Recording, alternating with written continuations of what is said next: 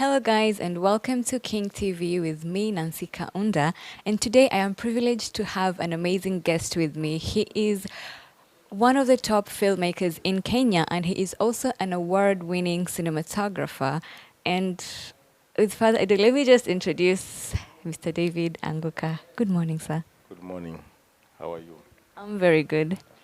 So let me just go straight to the question. So I'd like to know growing up, how was life? Mm, Life, it was not that easy. Kumekuwa na challenges uh, and kulingana na mali pia nimetoka cause si tumezaliwa tuko watano kwetu na mimi ni second born kwetu, so unapata time ya education yangu na ndugu zangu kwa zafuatana ambayo ikaleta challenge kubwa sana cause unapata my mom alikuwa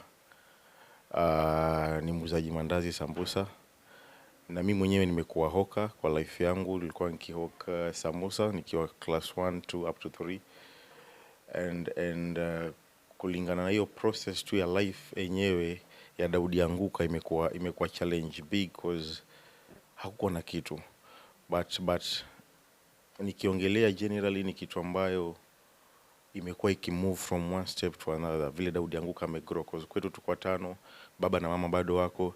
Daudi Anguka ni mtu amesoma huko Mombasa, ambao mimi mwenyewe nimekuwa mahali kunaitwa Mikindani. Hapo ndo nimesoma na hapo ndo nimefanya primary. Nikamaliza nikaenda zangu Shago, then I came back to Mombasa nikasoma mahali kunaitwa Kajembe High School. After Kajembe High School, Daudi akaanza kuhustle, na hustles yangu bado zilikuwa ni ya kusupply half cake. I think mimi ni mtu ambaye nimesupply half cake kule Mikindani sana, but apart from that, ile time kwa bado tukifanya hizo hustle, mimi mwenyewe on my side ilikuwa napenda filmmaking cause ilikuwa nafanya drama. Kajembe High School nilianza kufanya drama nikiwa form 3 and nilienda drama because of a friend, na ika happen kumbe ilikuwa ni kitu ambao iko kwangu sana. So kitu ilifanyika, nilienda kwa ajili ya rafiki, mimi ndo nikapewa main character na nikaifanya vizuri. Then baada hapo tukamaliza form 4, so ilibidi sasa tuangalie vile tutahustle. So kutoka hapo nikaanza direct stage plays na tukapata sponsorship ya UNICEF na hapo ndo nikaanza kusomea kitu inaitwa film. Yeah. And why did you choose filmmaking and not being an actor? Because ulisema ulianza kuact. What happened at first, nilikuwa actor, then baada nilienda mali kunaitwa UNICEF walinisponsor, nikaenda Kakamega, ilinipatia challenge big.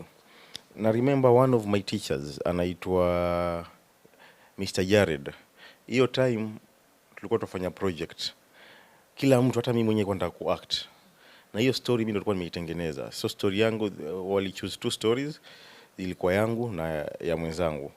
So hatuku understand kuwa apart from acting kuna vitu vingi ya filmmaking ambazo zinahitajika. So kitu ambacho ili happen ni moja, ni kuwa alituita, tulikuwa kama watu 4, alikuwa kwa gari yake, akatuambia, so Daudi and your friends nyote mnataka kuact, mnajua kutengeza film, cause hiyo time we used to do stage plays a lot then ikatuingilia, everyone want to be a star, even me I wanted to be a star in front of the camera, watu wananiona and you know all that watu wakiona while you are performing and everything. Alivyotupatia swali lini challenge, akatuambia kuna cameraman, kuna director, kuna script supervisor, kuna assistant director, akatueleza kuna post production. Then I was like, okay, apart from me kuact and I have a very big team, let me go behind the scenes. So hapo ndo ikatokezea nikafanya directing ya hiyo short film. So from hapo nikagundua, okay, apart from directing kuna elements nyingi in terms of filmmaking which yafaa nijue. So kutoka hapo what ili happen, nikafanya kitu ambayo inaitwa ngaza kulearn post production yafanywa nini step by step, cause hiyo ilikuwa ni opportunity tumepewa na UNICEF, tunapelekwa kusoma Msinde Mliro, wanatulipia kila kitu, and it was a very nice sponsorship ambayo nimepata, na mimi nikajaribu kuingangania. but now vile wajua vitu za kwa sponsored vile happen, watu wakakula pesa. So before that to learn more about filmmaking, we had to come back to Mombasa. Umeelewa? Cause ibidi turudi sasa. Tulichagua Mombasa, you were a team of 3, cause walichukua watu all over Kenya. So tukirejea Mombasa ikakuwa like now itabidi utumie the little information ama knowledge ulikuwa umepata about filmmaking, now it's upon you to put it into work. So kitu ambayo ili happen ni moja, hakuwa tuna njia nyingine tena, but ilikuwa nishajua directing yafanywaje. You can take a script, you can direct, you can take a camera, there's a way you can shoot. Then in terms of post production ndio ilikuwa little bit technical on our side, because ilikuwa ni kitu ambayo machine ni moja, so kila mtu ana learn step by step. But kurejea Mombasa nikaanza fikiria nitafanya nini. So nikaanza tena kuhustle. Kuhustle ni kusupply zile Africa na supply, then baada hapo naenda kama natafuta watu ambao na shoot, naenda kama ni hiyo set na kwa set runner, nilikuwa boom swinger. Then baada hapo nikaanza kulan nikaanza tengeza vitu ambavyo zinaitwa short film, because mimi kwa life yangu short film ni important sana, ndio imenitoa mali niko, na kutoka hapo ndo nikaanza step yangu ya Daudi Anguka as a filmmaker. Yeah. So we can say that you're self-taught. Later on, did you like go to a college or university where you got to further to learn more skills on filming? Okay, it is 50-50. I can say that because kuna some sponsorship nilipata na mimi mwenyewe nilijifundisha zaidi, because what happened wakati nilikurejea back, nilianza tena kurejea kwa stage plays. Waelewa? Hiyo time kuna direct stage plays at Kajembe. Kukafanyika kitu kimoja, ni kuwa kulikuwa na hizi competitions za shule kwa introduce filmmaking, pia kutakuwa na hizo competition. So what happened, mimi ndio mtu wa kwanza Mombasa kutengeza movie. Juu nilitengeza stage play yangu ikafika, ilienda district, ikaenda hiyo time kwa district provisional, umeelewa? So at provisional nikashindwa, alafu ikaniuma sana. Then kitu nilibakia nao nilikuwa na story ya film. Nikaenda kwa mwalimu, alikuwa anaitwa Mr. Nyongesa, amesimamia theater.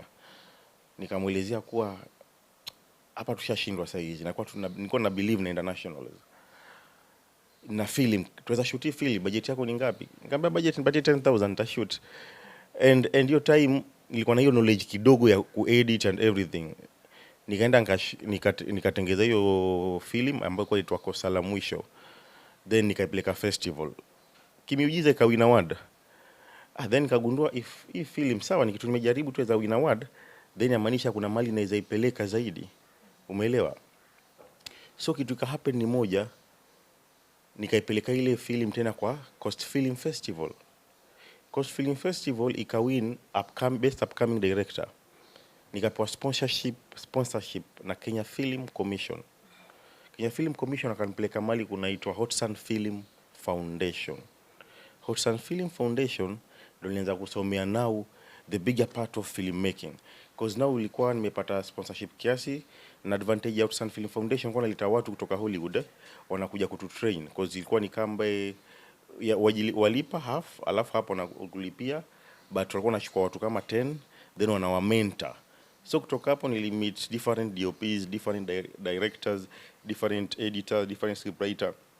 Now nikaanza ku learn the art of kumake film zaidi, because huku unajipush wewe mwenyewe, na huku pia kuna vitu vingine, knowledge vingine lazima understand, ni vitu ambazo zinahitajika. So you combine ile idea yako as a filmmaker, kuna passion umecombine na ile education, because ni important sana muambia. Apart from basics, there are some things you're supposed to be on set, because most of the time while we were at Hotsun Film Foundation tulikuwa tunadeal na practicals, and it really helped, because hakuna time niko naandika notes, all the times zote niko nashika kamera naenda na shoot.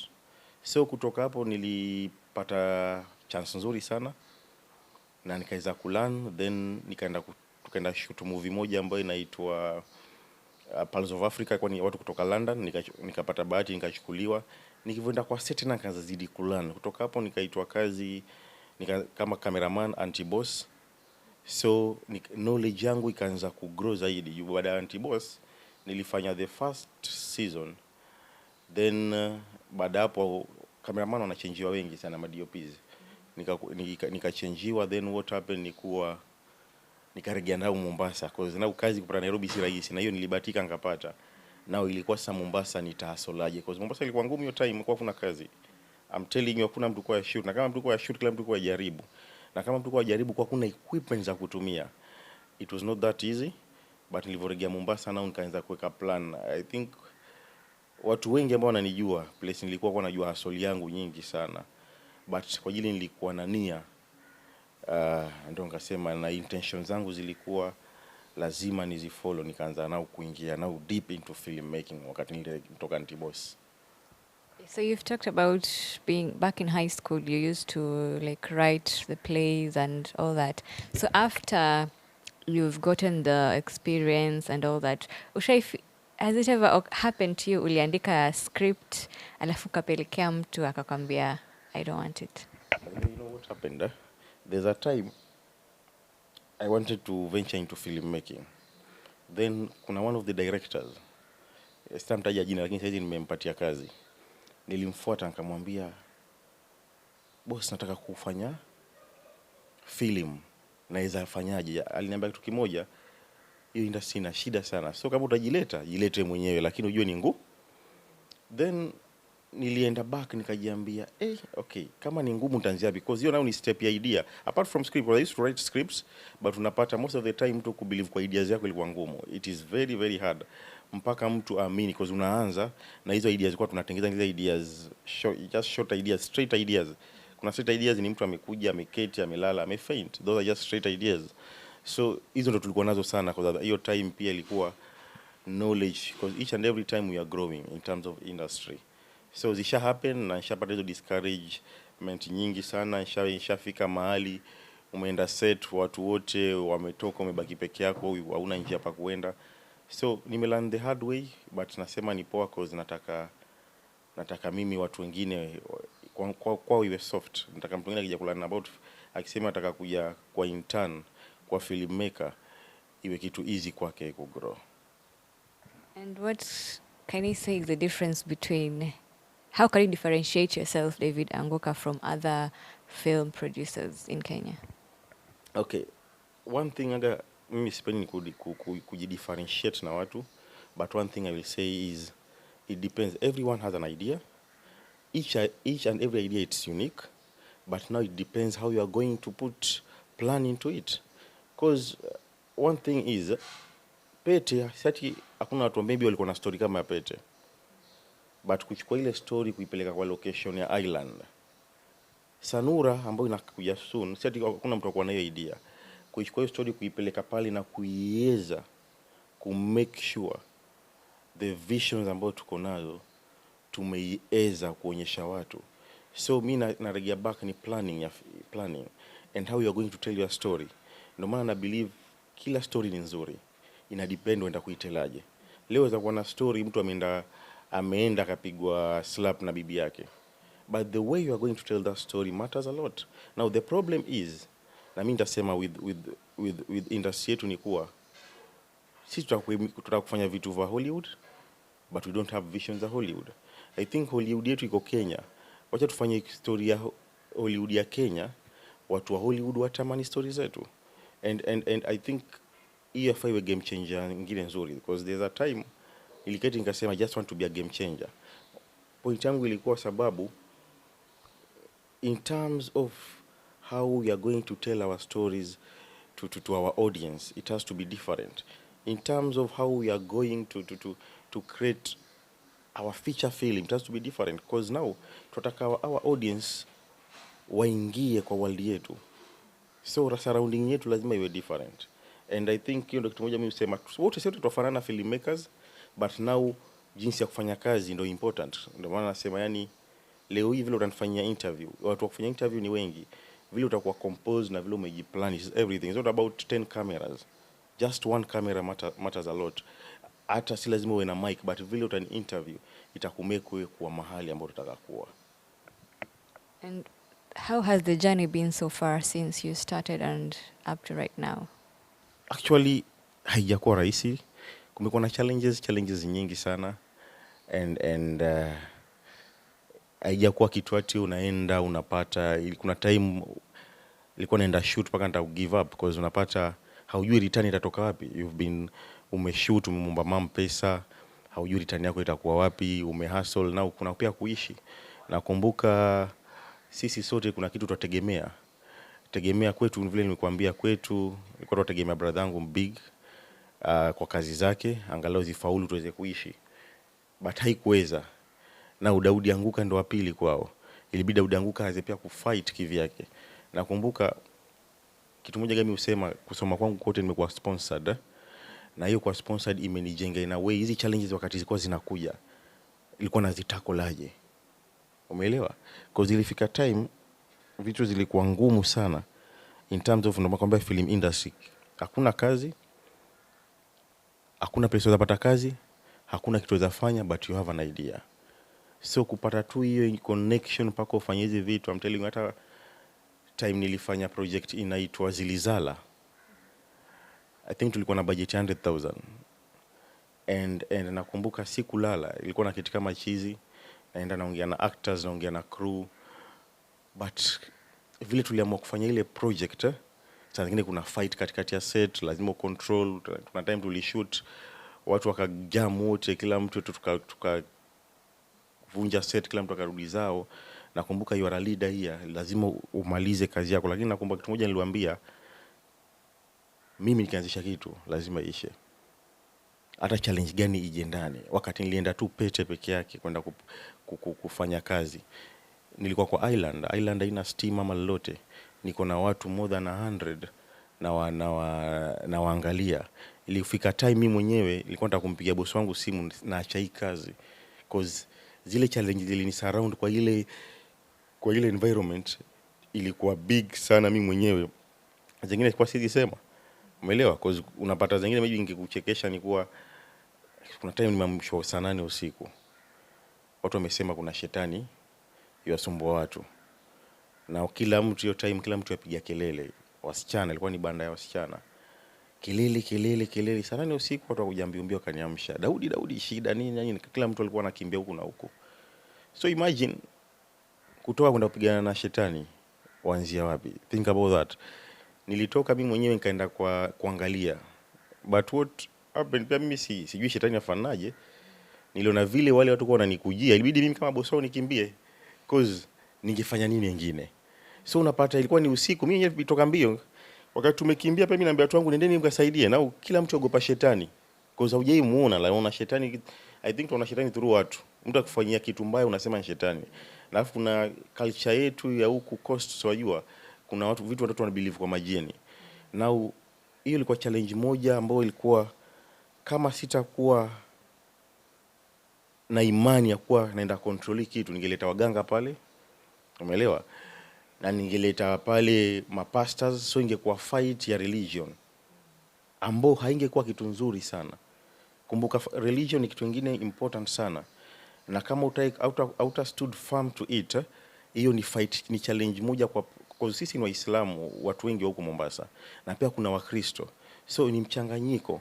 So napata hiyo siku nimeamka saa 8 mbio kwenda kuangalia nini happen. Watu wanalia, watu wanapiga kelele, wana shout, and ilibidi nikimbie cause pia mimi sijui. Na wakati nilikimbia nilijiambia kitu kimoja, juu sijui nitafanya nini, cause sijui maybe atanishika, sijui, siamini kwa hizo vitu, lakini sijui maybe atanishika nioneo shetani ukweli. But again polepole kuweza kuweka imani zaidi, niliketi na wao nikaambia mazee, hii kitu ni tough, cause leo hii mwingine ataniambia nilete mganga, kesho mwingine ataniambia nilete pasta, na mwingine ataniambia tuchinje mbuzi. So si kitu rahisi, na tuko mahali ambao ni mbali zaidi, but ilibidi tuketi na wao tuelezee kwa kila mtu anakuja na imani yake. Tunaheshimu religion, kama wewe ni Muslim wewe ndugu yetu, kama wewe ni Mkristo, na kama wewe pia uamini, sote ni binadamu. So those are the things ambazo zimekuja zingine zikiwa tu technical, pande za equipments zimeharibika nini, mvua imenyesha, mahali pa kuishi, vitu challenge zimekuwa nyingi. Challenge imekuwa paka saa zingine tukawa on set, tulikuwa na mzee wetu mgonjwa akaweza fariki. Yani zilikuwa vitu ambazo kuna time zilini drain, na nikaketi nikajiuliza maswali, mbona Mungu ameruhusu hizi challenges? Lakini Mungu akupatia challenges kwa ajili ya nini? Uko na watu wanakuangalia, na lazima uwe na idea kusolve hizo challenges. And speaking of the death of Mzee Msiri. How did that affect you and the crew? Ilikuwa tough sana, I'm telling you, because mzee ugonjwa wake ulikuja ghafla, hatukujua, because I think wakati tulijua tayari mzee alikuwa ilikuwa stage 4, na mimi nilitembea na mzee step by step mpaka mzee nikimuona hivi. So hiyo time kwa set, I think kulikuwa na fight kubwa. Ilikuwa kitu cha kwanza kuhappen, ndugu yenu, baba yenu, mzee wenu hayuko kwa set, na pia hiyo information kuwapatia ilikuwa tricky sana, kwa sababu hiyo siku nilikuwa, but so, kitu yote kifanyika jua kuna kitu waiza feature, wakapata information. I think hiyo siku kwa set kulikuwa na kelele nyingine kubwa, watu kila mtu alikuwa anataka kupanga vitu kivyake. Nakumbuka nilikuwa huko nikija kesho yake, ni kitu ambayo imehit watu na kitu mpya kwa watu, haijawahi happen kwa set, so kila mtu ilikuwa hizi elewa nini imehappen. Unajua kifo ni ile ikikugonga ndo utajua, paka uwe karibu nayo, lakini usipokuwa karibu nayo utasema Mungu ashapanga, Mungu ashachukua, which hiyo ni kitu tuamini sote tutaenda. But ilikuwa fight kubwa, ilibidi nirudi set, tukuwe na briefing, tuweze kuelezea watu what happened, watu watulie, tuweze kuweka mpangilio. Na one thing nitasema, mzee alikuwa hero sana. Paka last minute mzee alituambia nataka nguo zangu za kushoot niende nikashoot. Umeelewa? So ilikuwa ifikia mahali hawezi kabisa, lakini bado alikuwa ya believe as a performer, hata mali maybe ataenda, najua mzee saizi as a performer yatupatia baraka zake, na sisi ili tuzidi kuendelea kama AR. But haikuwa easy, ilikuwa tough sana. And I don't want to dwell much on that, but there's on social media after kifo ya Mzee Siri, there's another, I think, is it 2 actors who passed away, and people were saying like, oh, haya mshaanza kutoa watu wenu sadaka nini. What do you have to say about that? Hiyo question nimeulizwa sana, na tuko kwa world ambayo kitu kifanyikia mtu, hata for example ukiwa na watoto wako na mmoja age mwingine age pili, watu wataanza kuuliza maswali, na binadamu hakosi kuuliza maswali. But kitu ili happen ni kuwa zile ni mpango wa Mungu zote, na hakuna mtu, mimi nasema, ana nguvu. Mimi mwenyewe sina nguvu ya kutoa mtu hai, ama hakuna. Sisi AR tuamini kwa Mungu, na Mungu ametuweka, hatuna nguvu. Mimi usema mimi huamka na kufanya vitu vangu kwa ajili, hauna vita na mtu, wewe una vita na kazi zako. Hiyo ndio kitu yatupiganisha. But hizo vitu zikihappen pia ni challenges ambazo zinakuwa, ujue kuwa watu wote ambao unaishi nao leo mwingine zatoka nao, muendaje kuja mfanye kazi zaidi. Umeelewa kitu kama hiyo?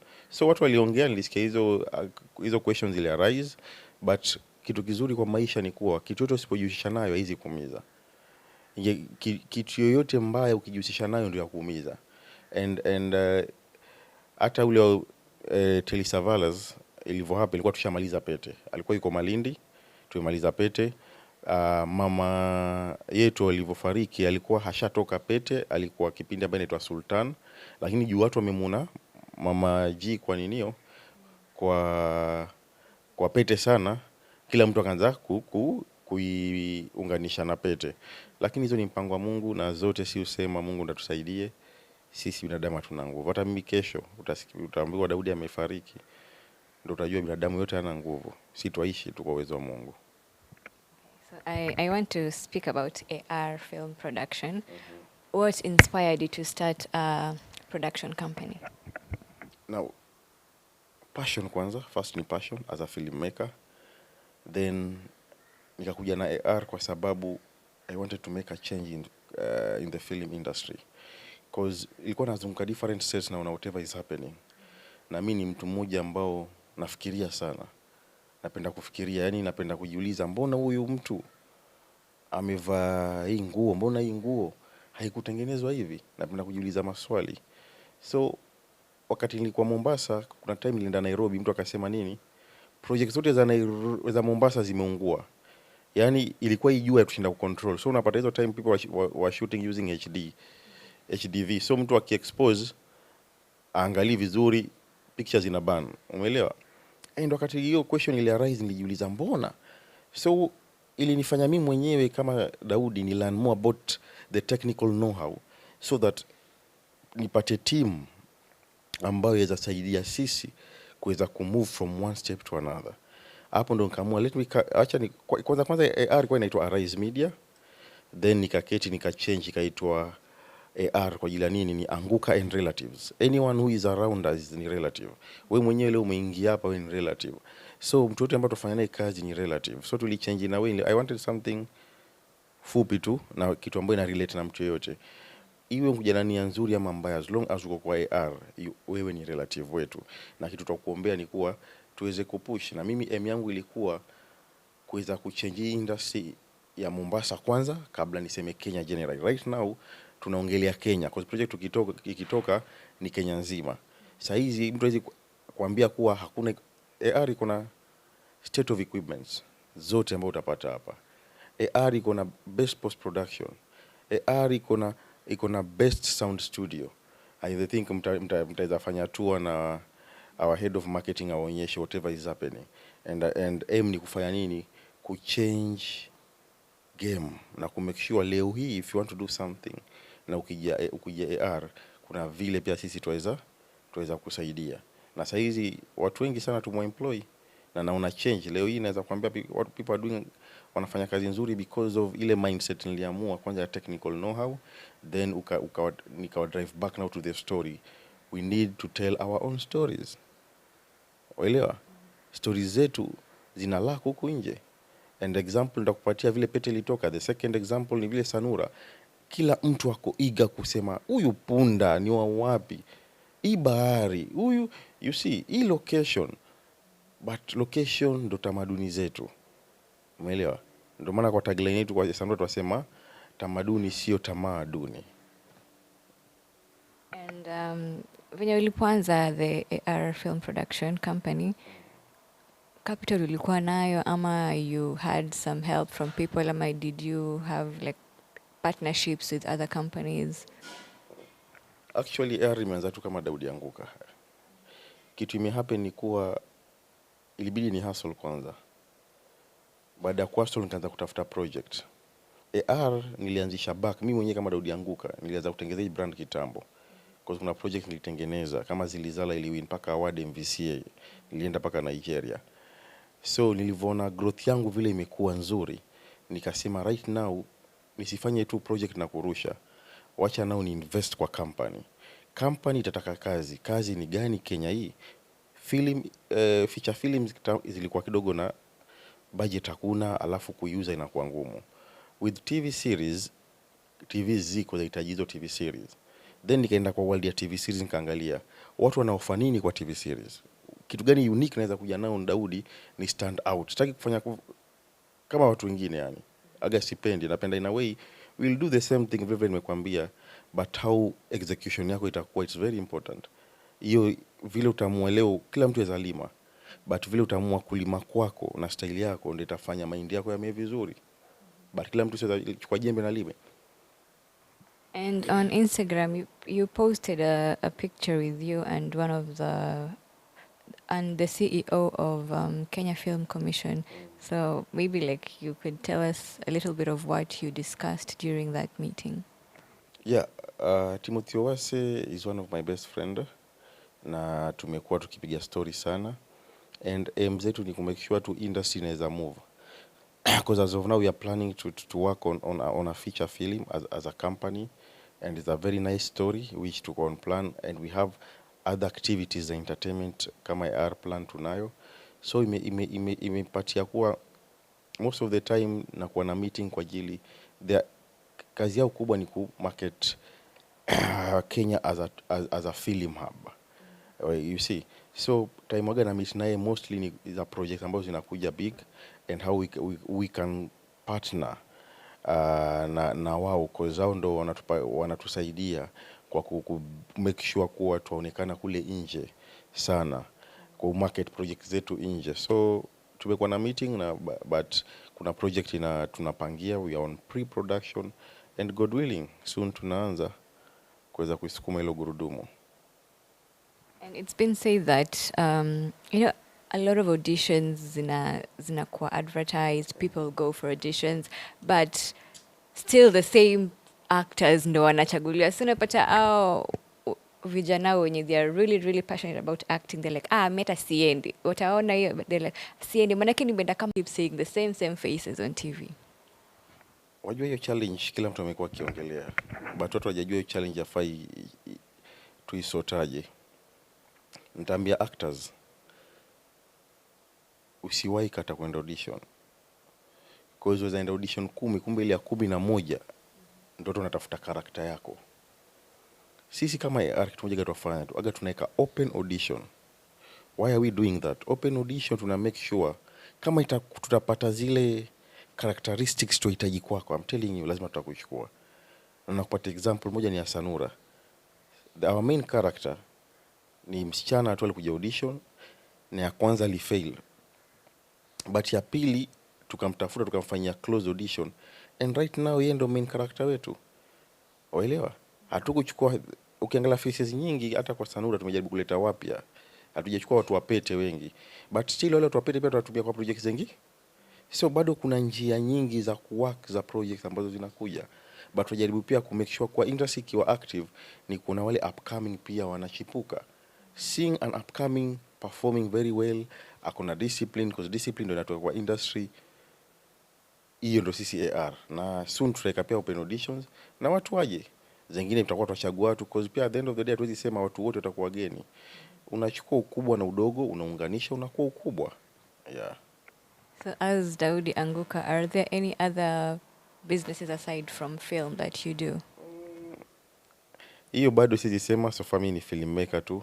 Hakuna kitu kingine nafanya. Yangu ni kuamka na kufanya film. Labda mbeleni huko tutaweza fikiria, but as of now hiyo ndo tunafanya. Yeah. And any other projects should we expect? Yeah, we are planning on new projects inakuja soon. Majaliwa mtaona TV series zingine, majaliwa mtaona movie nyingine.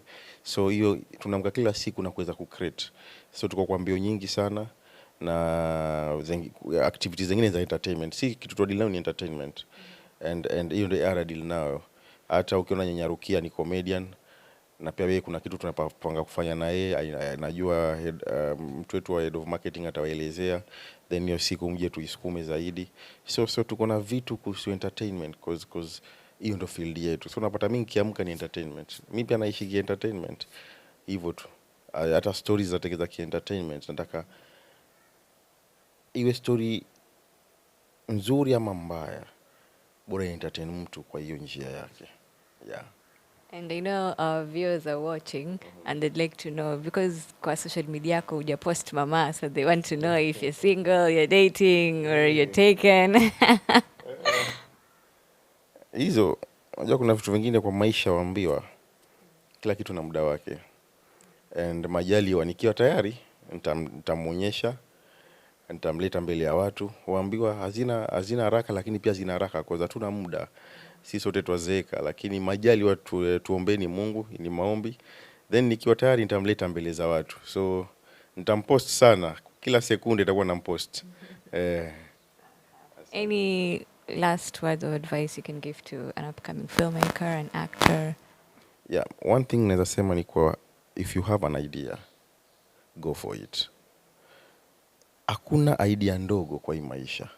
Kila idea ni nzuri. Na ni juu yako wewe mwenyewe kuamua hiyo idea utakuifanyaje. Mimi nilifikiria kuwa nilifikiria kuwa create projects, but nilizicreate kwa kiakili. But nikaamua kuzitoa kwa akili nikazifanya. So kama una idea na uko na kamera yote, iwe handicam, if you have a phone, shoot maze. Filmmaker yote usingoje kuwa Daudi ya place yuko, Daudi anishike mkono. Sisi shika watu wote mkono. Naweza shika watu kadhaa, wengine pia nionyeshe pia kama mimi mwenyewe niketi niseme huyu nani amefanya hii, wacha tumtafute. So jimarket kwanza ni important. Unajua sasa hii generation yetu wataka shortcut, na mimi husema kwa life hakuna shortcut. Ukishaika shortcut vitu vita move kwa ajili kila mtu ataka life ya mbio mbio, kila mtu leo ataka kuwa best actor, kila mtu leo ataka kuwa best actress. So unapata it is not all about being the best, it's about what are you doing at that time ambayo ina make sense kwa watu, na unatumia whatever unayo bila kutaka kukimbilia mbio. So any idea, kila idea ni pesa. Satoa hiyo pesa kwa akili, uishike mkononi. nao ni wewe ndo utaamua. Ukiwa na idea story, kila story ni kali, toa hiyo story kwa akili, nenda kaishoot, watu wataisupport, na hapo ndo jani yako kama filmmaker itaanza kuonekana. Yeah.